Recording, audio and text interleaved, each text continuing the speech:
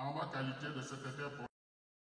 La camarade secrétaire générale du parti attire l'attention de l'opinion publique nationale et internationale sur les dispositions pertinentes du manuel de procédure de la Commission centrale de discipline et des promotions du parti qui réglemente les démissions du PDG.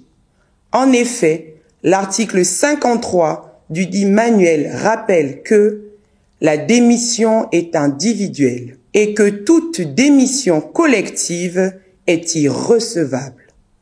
Quant à l'article 54, il indique clairement que tout militant démissionnaire doit déposer sa lettre de démission auprès du secrétaire fédéral de son comité avec accusé de réception faisant foi. Lorsque vous adhérez à un parti, vous le faites librement. Lorsque vous voulez démissionner, vous le faites également librement.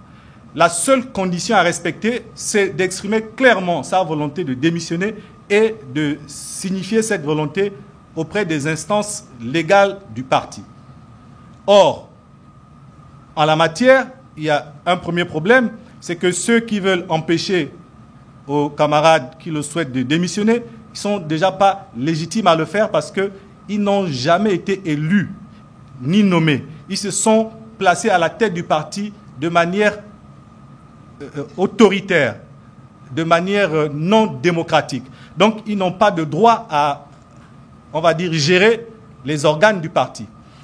Dans cette situation-là, en principe, les camarades qui le souhaitent ont cet argument pour simplement envoyer la lettre et se faire valoir cette lettre partout où ils iront, pour dire que nous ne reconnaissons pas cette direction qui est illégitime, et comme nous n'avons pas d'interlocuteur, nous avons signifié au premier interlocuteur que nous avons trouvé devant nous, de toute façon nous avons écrit au parti.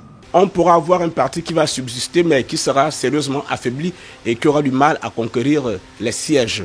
Un parti politique qui n'a pas de députés, qui n'aura pas de sénateurs, qui n'aura pas de conseillers locaux, aura du mal à survivre.